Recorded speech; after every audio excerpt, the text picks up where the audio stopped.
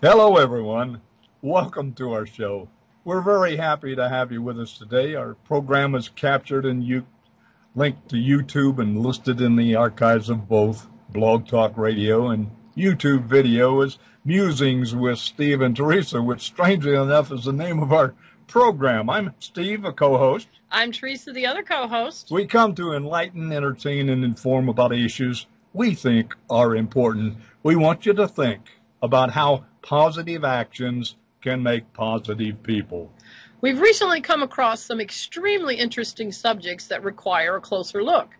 In this last half of 2012, our journey has led us to investigate the alleged and/or upcoming activities or events surrounding December 21st, 2012. We found some amazing information from both the physical and non-physical realms. We invite you to participate in our evaluation of this information. And I ask you, how open is your mind? Our guest today is known as Magenta Pixie. She's a medium's medium. In her own words, she says that she's been communicating with an energy that some would know as a spirit guide, or perhaps might be best to refer them to as a group of angels, or perhaps maybe just a deeper part of herself. The name used for this group of guides or angels is the White-Winged Collective Consciousness of Nine, or simply the Nine. The Nine talk to her about things that are happening on our planet now. Since 2008, she has been releasing videos of the messages from the Nine on YouTube. To date, her 270-plus videos have received almost 6 million views and over 23,000 subscribers. Her messages are unique. They are crafted with eloquent graphics and music. The loving and wise energies of the White-Winged Collective Consciousness of Nine and Enfold and Inform. You can find her body of work by going to YouTube and typing in Magenta Pixie 2012. Welcome Magenta Pixie. Thank you for joining us. Thank you. Thank you very much for asking me. Well, we're very happy to have you. Well, we started out with our investigation. You issued a call for the souls to help Mother Earth, and in 2008, the Nines had you release the Enlightenment information on the internet to gather like-minded seekers, the way showers, the light workers, the starseed adults and children. It's now August of 2012, 18 weeks till then. Have they succeeded? Where are we in this ascension, and what can we do more? Yep, great question. That call that I spoke about was really a metaphor for an energy field that went out prior to our birth. So the metaphor is a call went out to beings, souls, consciousness structures in other planetary systems and in other dimensions to come and help Earth. And the call to me was to go public with the information that I had been receiving, which was just a normal everyday part of my life. And I kind of thought that everybody, or certainly a lot of people, had this kind of communication going on and maybe didn't talk about it. So 2008, I was told to go public with that, so started to release the information in video form on YouTube. Have we succeeded? Well, if you look at the metaphor of the call going out and the incarnations coming in and the message reaching many through that, then that message has gone viral, if you will. So yes, we've succeeded. The people are here, I'm here, you're here, listeners listening in are here. Anyone involved with hearing this interview now is part of that. Everyone's part of this the minute that they decide to be, and it's just reaching those people and letting them hear that message. It's going viral. Domino effect, 100th monkey effect, whatever you want to call it. So I would say, yes, they have succeeded, but there are other perspectives to that also. I got a question for you. You're this herald of this tremendous information. I was curious, what do you do to unwind and relax? Yeah.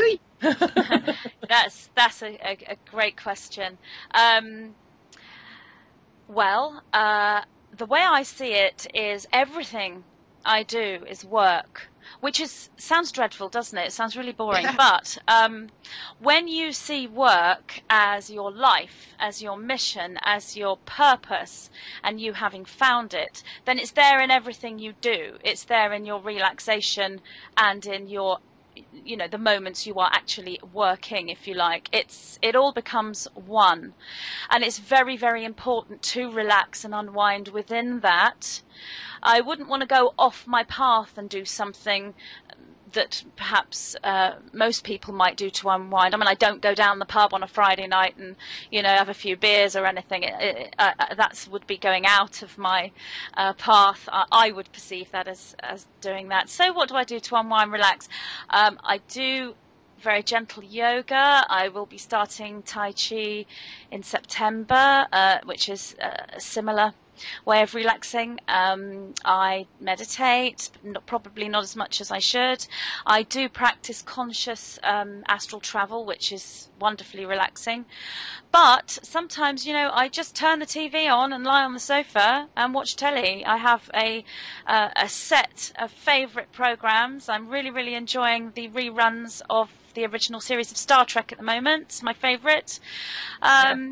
I think the main thing here with relaxing and unwinding is to go with your energy, to be aware of your energy.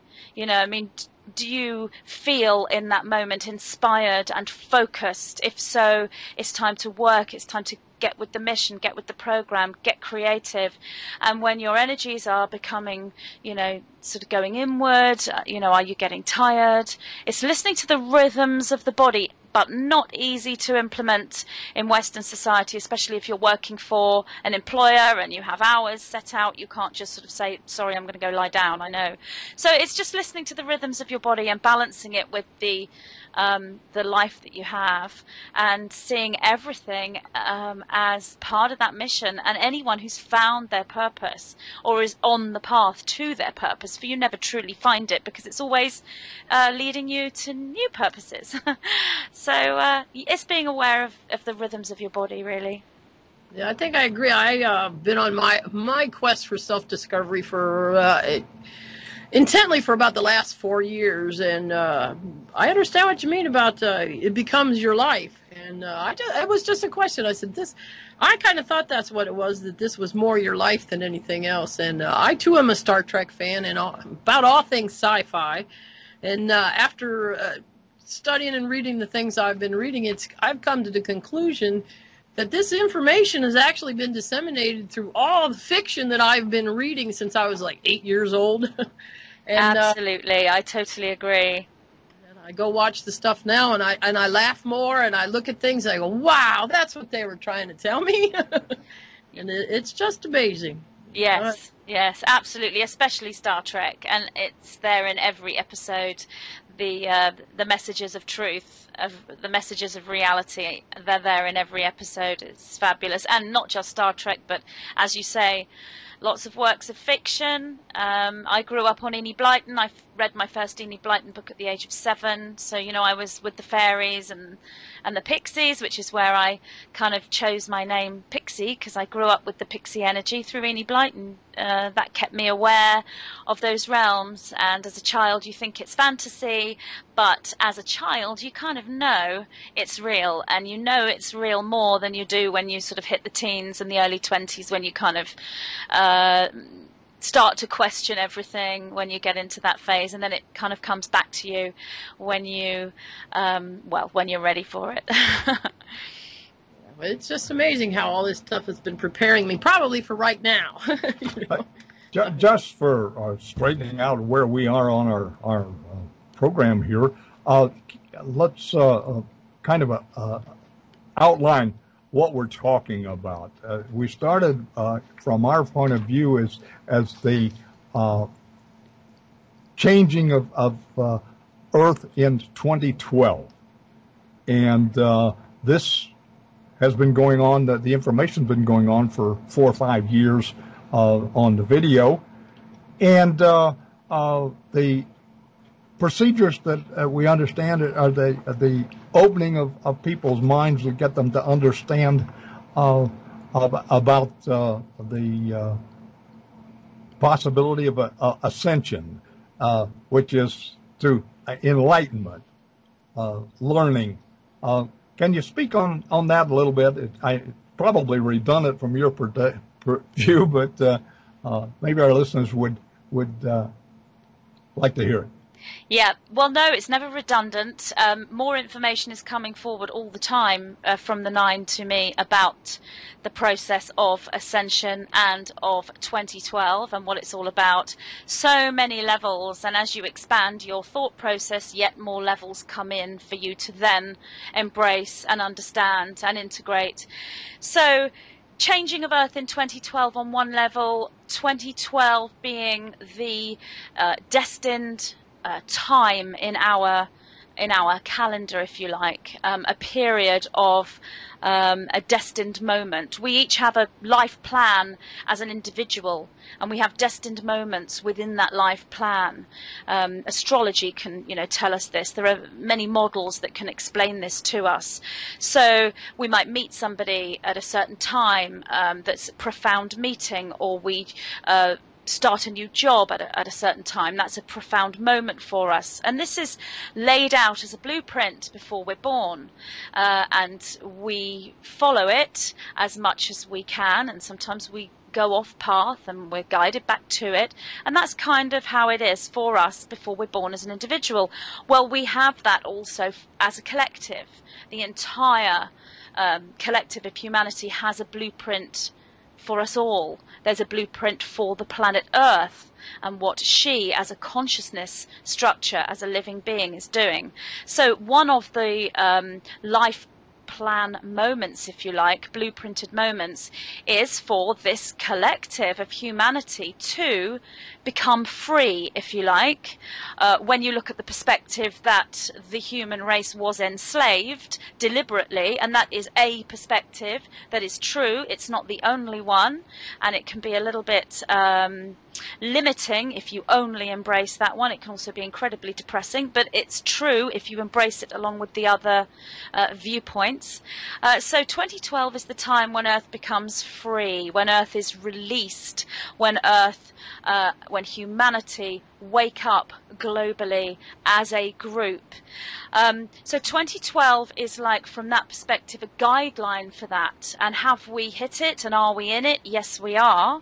There are many levels to that, because it's biological, it's cosmic, it's spiritual, it's physical. It happens on so many levels, and it only takes one person to have this realization to create it from the level of the human self. So a prophecy, for example, that was told to us maybe in the 1930s or even before that, that one person that had that vision for 2012 can create this to occur, because every thought takes life, every thought takes hold in that higher mind, if you like. So that's what 2012 is about, bringing that down to talk in a more sort of realistic way, really, for hopefully for everybody to understand. It's difficult because 2012 isn't to be seen as some miracle year where either there's going to be an amazing transformation before our eyes or there's going to be some dreadful disaster. It isn't like that. It's more than that. Some people will see it as a disaster. Some people will see it as a transformative moment that's very enlightening.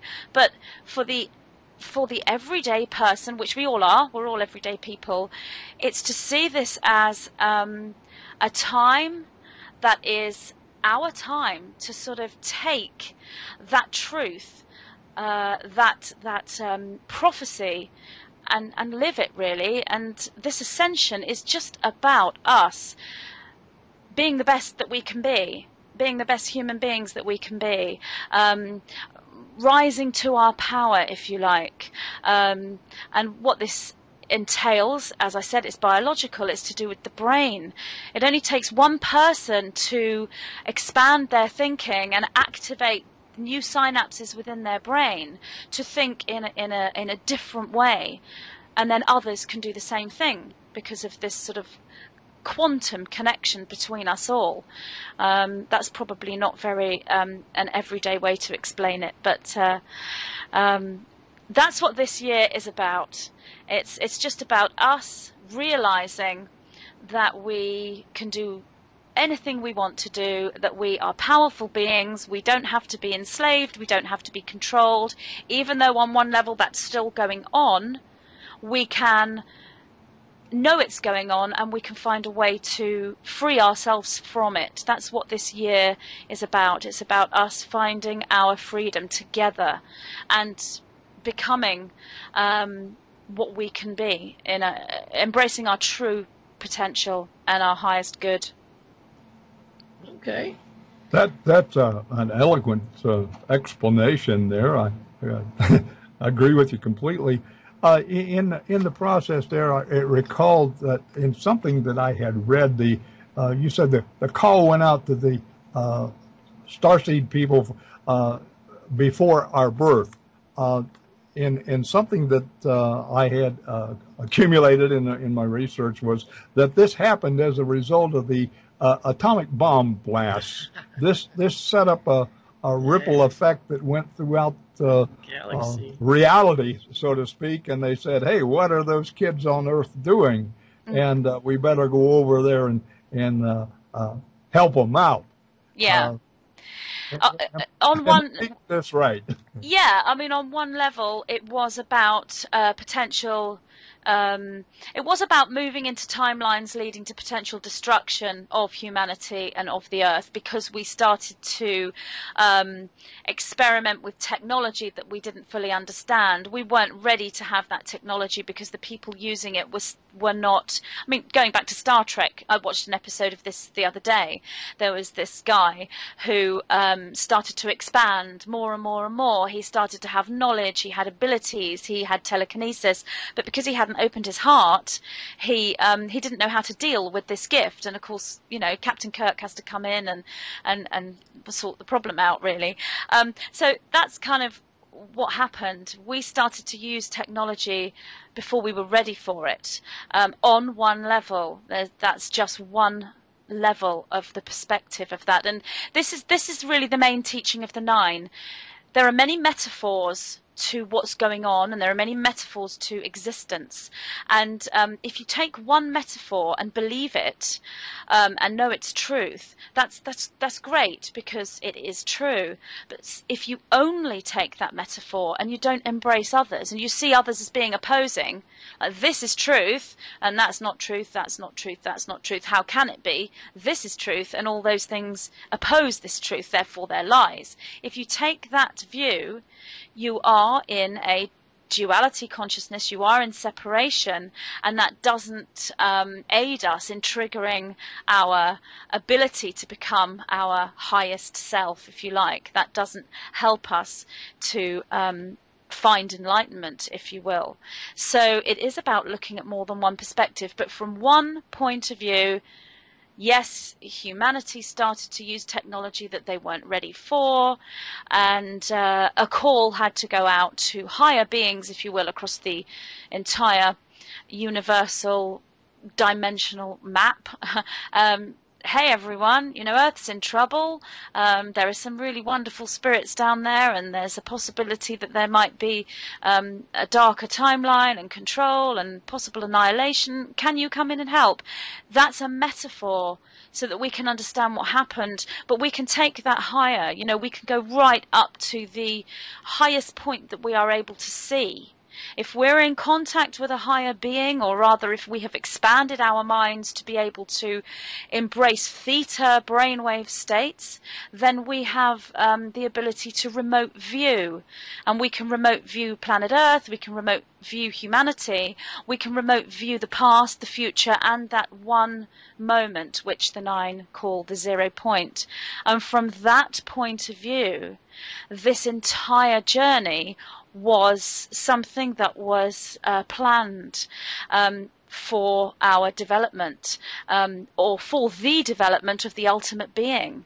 you know, that one ultimate being, God, if you will, source, discovered, if you like, that it was conscious, or it felt as though it was conscious, wanted to know if it was conscious, had no other to communicate with, therefore it couldn't discover if it was conscious or not because it only had itself. So it had to put out thought processes and start to create, and with that create other that was a God self in itself, so that it could then have the duality to be able to communicate and connect with other and find out what the answer is to the question, are we conscious? And in that, there were all these different things that had to occur, as in the experience of all and everything. The experience of all and everything on every level, every emotion, every scenario, every being that could ever possibly exist, every timeline, that had to be experienced by this being all at the same time. And that's what we're doing right now. So from that point of view, the experience of there's a planet and there are these beings, these humans, and they're going to have some technology before they're ready. Let's see what they're going to do with it. Oh, look what they've done with it. Okay, now there's another bit that's been created within the game. So we send in these higher beings that have already been through this process. Let's send them in to incarnate and see what happens there. It's something we all decided on when we were that one being. Every single one of us is that being. And if every single one of us is that being, and that being had a decision to make, or that being had a choice to make and decided to experience all and everything, then every single one of us chose this. And that's a good perspective to embrace, because then that takes you away from this perspective of we were controlled, we were going to blow ourselves up, we discovered the atomic bomb, and you know, higher beings had to come in and help us because we didn't know what we were doing. That's all true. It's nice to move away to the other perspective and say, we chose this for our experience. So then we can see the joy and the love and the creation, as well as this, goodness me, I've been controlled, I've been asleep, I need to wake up and I need to take control. So you take these viewpoints at the same time. It's not easy to do because it does mean you are embracing opposing viewpoints. But when you can do it, this expands your thinking, and you do it within the brain. It expands your feeling. You do it within the body, the energy system, and that's ascension. That's what ascension is. And instead of us doing it on our own, as in we're the only one doing it and everyone else isn't, like back in the time of, say, Jesus Christ, he ascended, others did not, he did it individually, we're all doing it together. So it's a global ascension because we're all doing it at the same time. Fantastic. Then the statement, zero possibilities after 12/21/12 indicates no probabilities at the monitoring frequency, or possible probabilities at some other unturned frequency. Does that have any validity? Okay, the zero space that we are in now, when I'm looking from the perspective of 2012, as in the 21st of December 2012 being the culmination point of that zero space, and that doesn't mean that on the 21st of December 2012 we're going to open our eyes that morning, wake up, and the whole world will be completely transformed, everything's upside down and inside out, and we look in the mirror and we're glowing with light. That isn't what it means, although there may be some individuals who do experience that, but that isn't what it means. 21st of December 2012 is a culmination point on an energy level for something that's going on a quantum level. So this is where I kind of lose myself within the nine, because me as Magenta, I'm not particularly mathematical, as I've said before. So I go into the perspective of the nine to be able to explain this to others. And I'm learning just as I'm explaining it to others, because it goes beyond me. So I become very expanded, because Magenta and the nine then become more separate.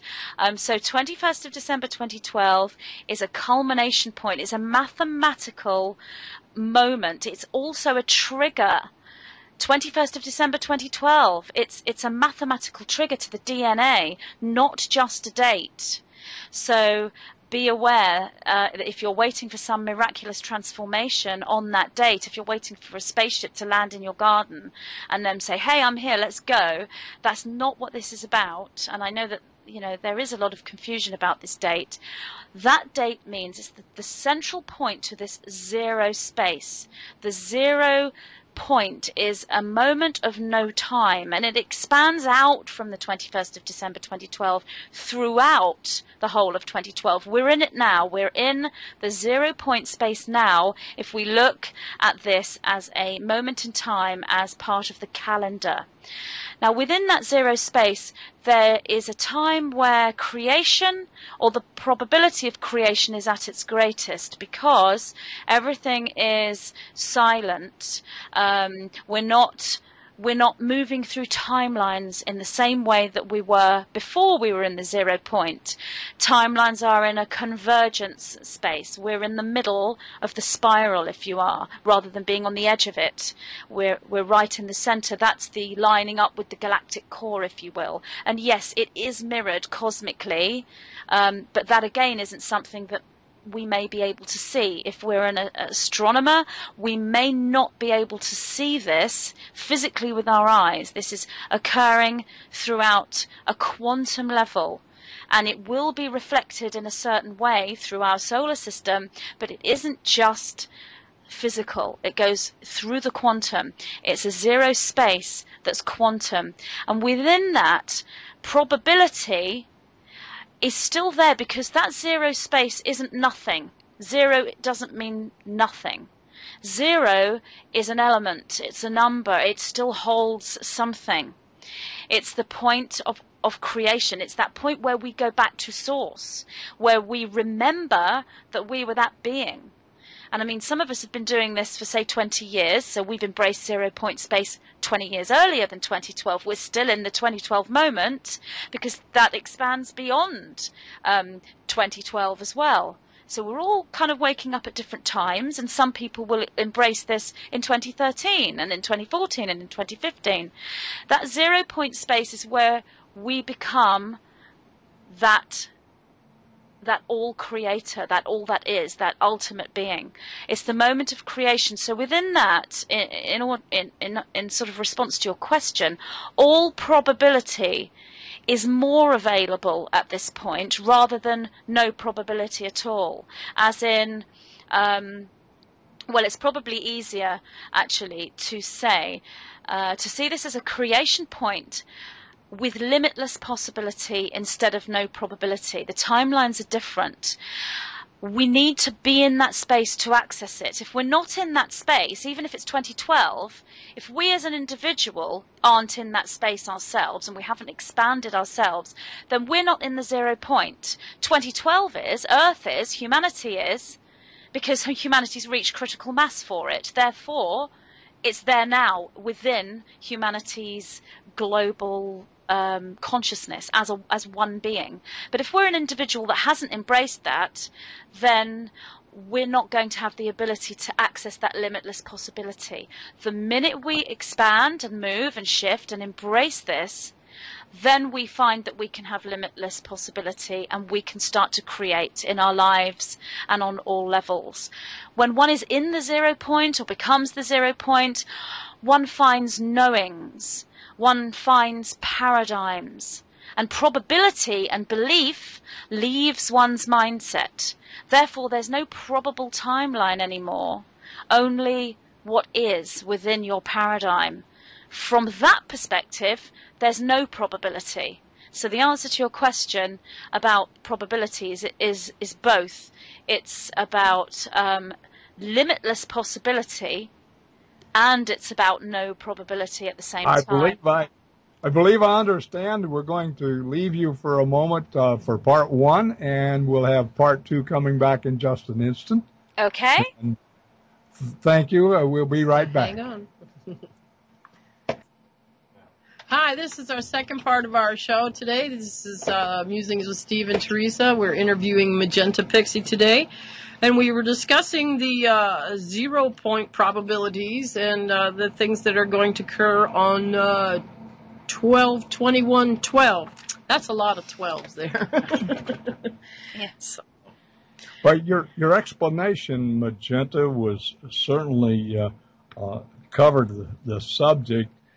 In this second half, it occurred to me that we've tried explaining. Now, let's address the adventure of what can we do as individuals, as a group. What procedures would help us achieve the programs that we want, become aware of ourselves, and how would we know? Okay, well, if one embraces the perspective that we are, or we have been controlled as a consciousness, as a humanity, as a planet, that there are groups that have for many, many, many years known about this whole time period and have tried to suppress information and are still doing so. And, you know, the evidence of that is everywhere through the economic system, through the food chain, through the media. If we embrace that viewpoint, which is the viewpoint that's kind of out there right now, it's very doom and gloom for sort of 2012. The main kind of viewpoint about 2012 that's out there is about the control, the sort of conspiracy, the darker agenda, the control of the media, the control of the food chain, the control of the economy, these darker groups that have known for hundreds and hundreds of years about this very important time period, and that humanity is set to wake up, and they've tried to suppress it. If we look at that viewpoint, which is all true, what we can do to help humanity and Mother Earth and help ourselves more than anything is to become the antidote to that. So we don't move away from it and think, oh, that's nonsense, it's not true. It is true, and we have been controlled deliberately. Yes, that's gone on. The minute we sit in that mindset, in a state of fear of that, we're creating more of it, which is what the powers that are aiming to do. They know how to control consciousness. That's what they're doing. They're controlling everyone's thoughts. Just like that George Orwell book, 1984, they are controlling everyone's thoughts. And if you buy into that, and it's, you know, not easy not to, because it's everywhere, then you are creating that new world order, if you like, through your mindset. So the best thing you can do here is to become the antidote. What is the antidote? Well, the antidote is to take the viewpoint, as I was explaining earlier in the first half of the interview, that all of this was decided by us. We chose to experience this because we are that one being that wanted to experience all and everything in order to find out the answer to the never-ending question, are we conscious? We chose this as an experiment or a plan or a game or whatever we want to see it. When we take that viewpoint, that takes us away a little bit from being controlled by someone else into, I'm the oneness, I'm God, I'm that divine being, and this is my game, this is my plan. I chose it, I'm one with all these wonderful people, it's their game too. Let's get with the program and play the game, become the antidote. How do we do that? We find a way to live in joy. We find a way to live in bliss and in happiness.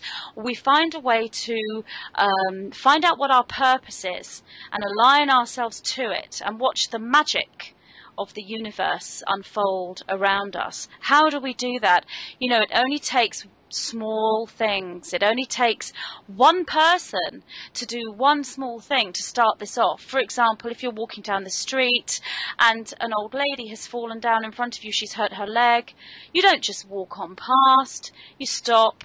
You know, are you okay? Can I help you? Get your mobile phone out. Is there anyone I can call? You know, ring the doctor.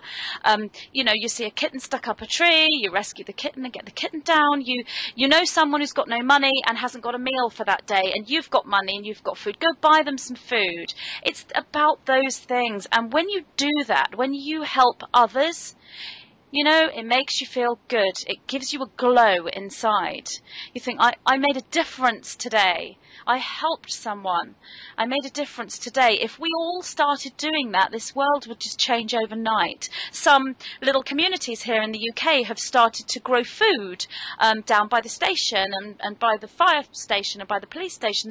They've grown tomatoes and cucumbers and broad beans, and people can freely go and pick them. If we all did that, if we all bought some seeds and planted them somewhere out in the street, there'd be food all over the world. So it's just about little things, and when everyone does the little thing, it's there for all of us. I know from that point of view there's still a lot of work to be done, but we can start today. When we start doing that, we feel a glow. Magic starts to happen. Our lives start to shift. We start to get in that 0 point and we start to create. And what happens is, as we create a moment for our lives, it comes to us at the same time. It's like you don't make choices or decisions anymore, because just as you're making the choice is made for you at the exact same time that you make the choice. So you're walking in absolute alignment with that blueprint that I was talking about at the beginning of the interview. You're on that blueprint that was created before you were born, and you're walking along it exactly as you decided it should be, with maybe a few variations, but you are, and you can feel it. You feel aligned. You feel aligned with your destiny, aligned with your purpose. You feel in balance, and you really are, because it happens biologically. Your cells start to change. Your DNA starts to activate. Light starts to flood into your body. Your left and right hemispheres of the brain align. New synapses awaken within your brain. You start to think differently. Each person that does that is then doing the opposite from those that are living in the fear and creating the new world order. They are creating a new world, a world of joy, a world where people get together and remember that they once knew each other in some other place, in some other time. They may even have absolute memory of that lifetime. People fall in love with each other all the time. We are soul sisters with the women that we meet. We're soul brothers with the men we meet. We meet our soulmate, our twin flame. We get the right job. We create the right job. You know, that's what we can do to help, and it all starts with these little things, helping others who need our help. There's always someone. You can go out tomorrow, every single person that's listening can go out tomorrow and just say, before they even step out their front door, if there's anyone around in my community today that needs my help, please bring it on, you know, bring them to me. I guarantee you will come into contact with that person who needs your help. So you help them, and then you feel good, and then your DNA activates, and then the light floods in, and the heart opens, and you become the antidote. So collectively, we do not create the control world, the new world order, the fear. That's all breaking down because of us. We are creating something that we want. We remember that we are source, we are the oneness, we are God, and we are going to create the world that we choose. And it's going to be great, and it's going to be fun, and it's going to have everything we need.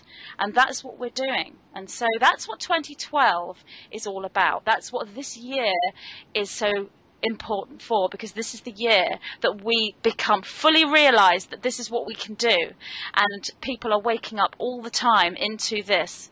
So I hope that's kind of answered your question about how we can help. That was an excellent arrangement there. Now, I occurred to me as we're talking, the one of the primary obstacles to the world you're talking about is fear. Yes. Fear. And the answer is why we're sitting here. Information cures fear. Yes. And we have the information. Now our struggle then will be to disseminate that information and lessen the fear that is in so many people's life. Yes, absolutely. Information is one tool to helping us overcome fear. But the thing is with fear, it isn't something to be avoided. We don't want to be in fear of fear, because we'll sit there and think, oh my goodness, I'm feeling fear, I'm doing something wrong, I shouldn't be feeling fear, I should be feeling love, and I'm not, I'm feeling fear, oh dear, what am I doing? It isn't about that, because feeling fear is part of it. And if you take that viewpoint where you are the oneness, you are source, you are God, you are the creator, you chose to experience all and everything in order to discover the answer to the never-ending question, which is, are we conscious? So one of those things we chose to experience is fear, and we chose to decide how to overcome it. So it's all part of the journey. So it's okay to feel fear as long as we're moving through the fear, or rather we're viewing the fear as moving through us. If it takes hold, if we live in it every day, that's when it's gripped us. That's when we're then creating that darker reality. That's when we create a darker reality within us, not just within the global reality. We can become ill physically. We can become ill psychologically and emotionally when fear sits within us. But it's okay for us to feel fear and experience it and wonder why it's there and analyze it. It's about having courage and facing the fears. And having courage isn't about the absence of fear. It's about going ahead and taking control and trying to make a difference even though we feel fear. It's about standing in the face of fear and looking at it and saying, hey fear, you're here for a reason. You know, I'm going to make you my friend. I'm going to love you. And then you switch to the other side. So information, yes, and you can get it from the internet, you can get it from books, but the best place to get it is from yourself. When you start to activate, when you start to live in this 0 point zone, this love zone of helping others, buying homeless people food and rescuing kittens from trees and all that kind of stuff, that is when you start to activate. And when you activate, you embrace higher dimensions, if you will. You embrace a deeper part of yourself. Your brain starts to change and you become what you are supposed to be as a human being. And what is that? Well, it's a balanced human being. It's something that we have seen for many years as a genius, something out of reach, somebody that Einstein was, or Michelangelo, or these other amazing people, Nikola Tesla. They were geniuses, and we're not like that. We're just ordinary people who sort of, you know, work in a shop or in a petrol station or whatever. We can't be like that. Well, the answer to that is yes, you can, because we're all human. We all have the same tools, the same DNA. We're all from that same source. We're all the same being. So that's what we are moving into. When we realize that we can move forward, we become geniuses. And that's not something profound and amazing. Yes, it is, but it's something normal. And when we become the genius, we become what people call an ascended master on earth in human form. That doesn't mean we're walking around with white robes, handing out, golden coins and crystals to people. We can do that if we want. We can walk around the street barefoot with braids in our hair and white robes. But the ascended masters today are just ordinary people, and yes, they work at the gas station, and yes, they work in the shop, and they're just ordinary people walking down the street, and they're everywhere, and they're you. Well, it seems like to become the antidote, you've just got to kind of look at the world like we are all family, and you need to be nice to each other and treat each other as family and take care of each other. And I've been trying to do that for a while. Now I've gotten rid of a bunch of my anger, but this message is the things you're saying just resonating. I mean, every time you tell us an explanation, it kicks off about 14 other questions or comments. And yes, yeah. About the fear. You've got to stand up to your fear, look it in the face, and let it pass through. And there you are. You're there. Yeah. Better, stronger. And that is what it's all about. I mean, it's easy for us who are in touch with that sort of higher place or beings or whatever to talk about ascension and higher dimensions and rainbows and heart-opening chakra experiences. Absolutely, that is all happening for people like us, for thousands and thousands, if not millions of people on earth are experiencing this. But It doesn't have to be that way. It doesn't have to be religious or spiritual or scientific. It can simply be about living your life and being nice. Just being nice to people, just being the person that you want others to be. That's how you do it. I mean, it's a classic phrase, be the change you want to see in the world. Don't look for it outside of yourself. Don't worry about your neighbour or worry about this group of people or that group of people. Why haven't they got it? Why is my neighbour so angry? Why is that person over there so miserable? They haven't got it.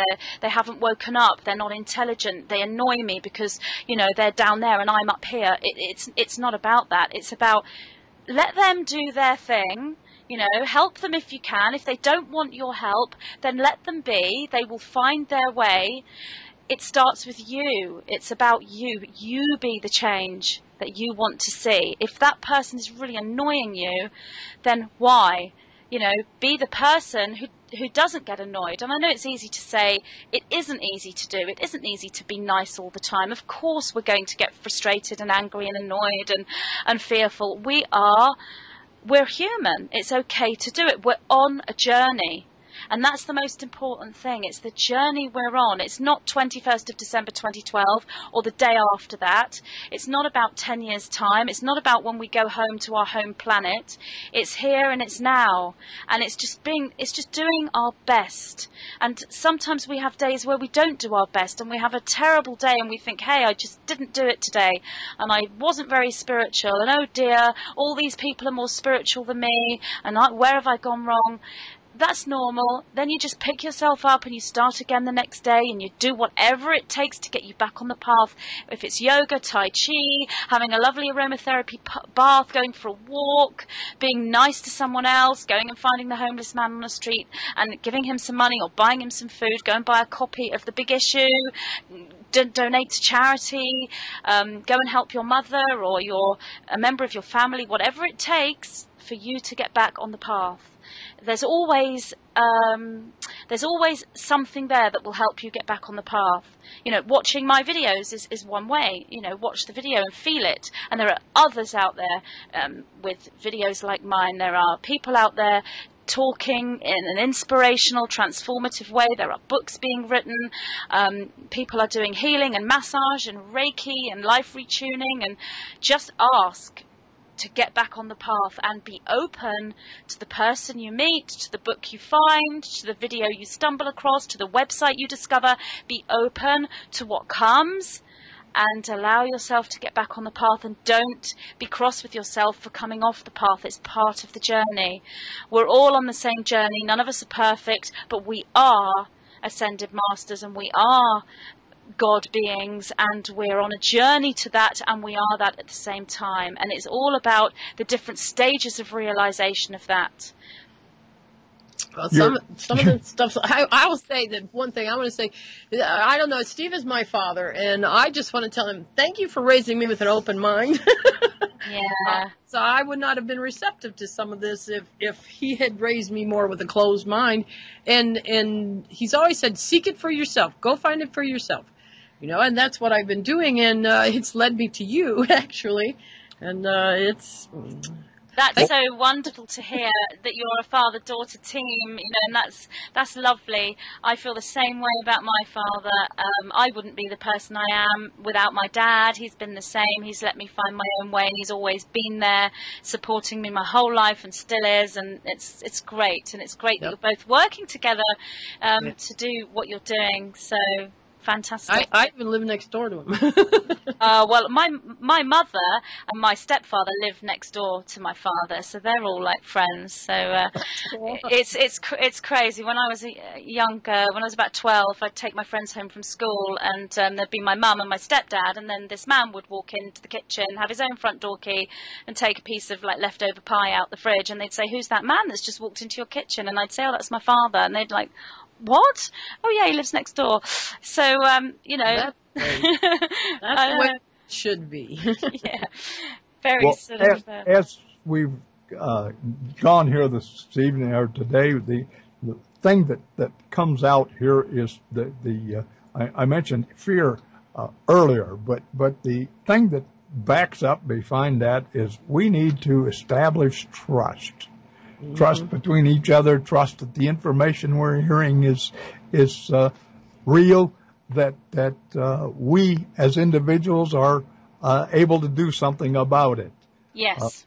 Yes, and that is a tough one to find trust. It starts with yourself.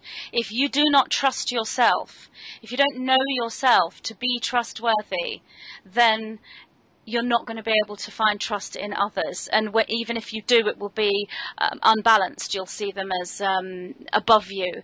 You must trust yourself. Do you trust yourself to be a good person, to do the right thing, to make mistakes and to be okay with them and to get back on the path, as I was saying, and carry on? It's finding the trust in yourself. And when you've got that, then you can start to trust the world and the people around you and trust the information that you are receiving when you become activated, because that again is a whole other journey. You can get all sorts of information coming forward, and you can get conflicting information from your own activation, from your own guides, and that again is there. On one level, are these darker spirits there to confuse you? Yes. Yes, that's true. Okay, but if you only embrace that reality, you will never open up to your guides, because you will be in fear. So let's look at these darker spirits that are there to confuse us. Why are they there? They're there because we asked them to be there. They're there to do us a favor, and they're our friends. And when we get to that perspective, they're going to turn around and say, oh, you recognized me. Sorry that I had to trick you like that, but you know, we did agree on this before you were born, remember? Yes, I do remember. Shake hands with that spirit. Great. Now let's get on with some work of light. Now we've worked through the dark, and I know that you're there, and yeah, okay, you might come again. That's fine. I'm going to embrace you. Let's get on with the light. Let's start to bring forward the activation of truth. Then we can start looking at what we're getting from our own activation through meditation, through whatever way we want to do it. There are many, many ways to activate, and trust that. And trust that above all else, because you can read 1 million websites and see 1,000 videos and television programs and read hundreds of books, and they can all be saying different things. So when you trust yourself and you're in alignment, as I was saying earlier, alignment with the path and alignment with trust, alignment with self, then you can find out where you're in alignment with truth. So if you read an article, within the first few lines there's no alignment, you think, hey, that is nonsense. I'm just not even going to look at that.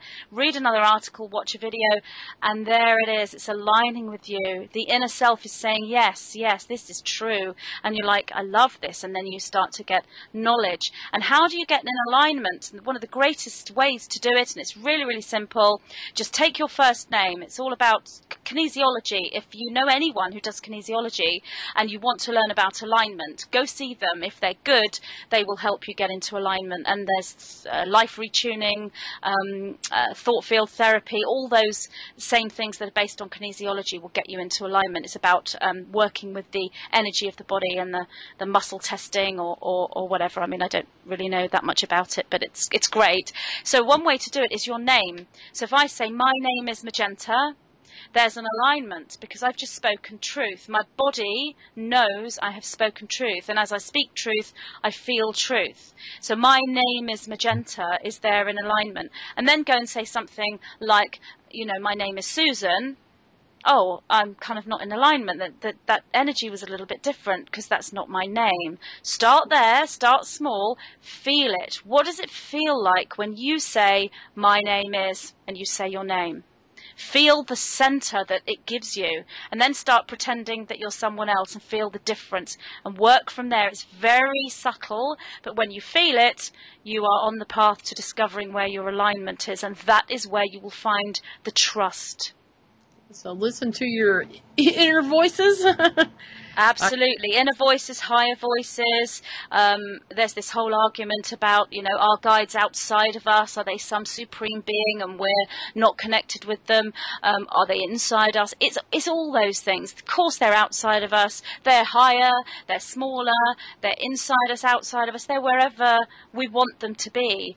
The main thing is they're equal to us. Our guidance is us. It's who we are in an expanded state, but it's us in a quantum state. So we're accessing us in the future, if you like. We're accessing the us, the self that is fully realized. So we put it in a future sense. We can bring it into us now. We move in and out of it. That's the ascension. That's what the ascension process is about. And there's no ending to this. You know, 21st of December 2012 isn't the end of it, and like the day of the ascension is the 21st of December 2012, and we're going to wake up the next day and we've ascended. It isn't like that. It's a never-ending path, and it's a journey, and there is a destination, and when we arrive at the destination, then we get ready to take the next journey to the next destination. It's an ongoing journey, and if we want to look at it in a geometric shape, it's a spiral. We're going round and round in a cycle as we come round each year, but that cycle goes upwards like a spiral, and we can come back down it again if we want to, but that's the descension. But the aim is to go up the spiral, and if you visualize yourself as going up a spiral, you will be. So it's not about the destination, it's really about the journey. Yes, totally. Well, speaking of the spiral, we've spiraled down on our time. We have. Oh, it's gone so quick. I can't believe that's a whole hour. Oh, well, I've certainly enjoyed myself completely. And we'll close off now. And, you know, as we come to the close of our adventure today, we want to thank you, Magenta, for taking the time from your busy schedule to visit with us and share information about your work and talk to us about what it can mean. The story contains something that relates to everyone, no matter their viewpoint. Change, hope, growth, improvement, future that's going to be better, and improved civilization, and to some, no change at all. Yeah. Yes, we covered an enormous amount of information today, and we talked with Magenta's acceptance, about her acceptance as a role of medium's medium and the workload required. And we talked about 2012 and its possible meanings. We've discussed ascension and who's helping. It is startling information to some, a refresher to others, and a jump start to those who are waiting. Or some of us have quit waiting. The Magenta Pixie web page is available. Just go to your search engine and do Magenta Pixie 2012, and it'll take you right to the web page. It's artfully presented, beautifully illustrated, neatly linked, and even indexed. And if this information resonates for you and you need more, this is the place. We'll have an email address on our website, and we repeat that this information dates back to 2008, and the message is as current as it was then. The YouTube records 23,411 subscribers for Magenta Pixie and 5,930,786 views last night. That's certainly a testimonial to the reception of the message, and we'd be happy to forward any of your requests should you come to us. Thank you again, Magenta, for a most interesting time. And I certainly have enjoyed it. Oh, it's been wonderful. I hope we can speak with you again soon. That would be lovely. Thank you. Thank you, Teresa. Thank you, Steve, for asking me to come on your show. So thank you. We want to thank you all for listening to our podcast today. We'll return with our continuing viewpoints next Tuesday at 2 p.m. That's August 21st, 2012. We'll chase some hard facts that support or deny the information of today, and join us then. I'm Teresa. I'm Steve. Thank you for listening. Think positive. Be positive. Live positive. Enjoy. And goodbye. See ya.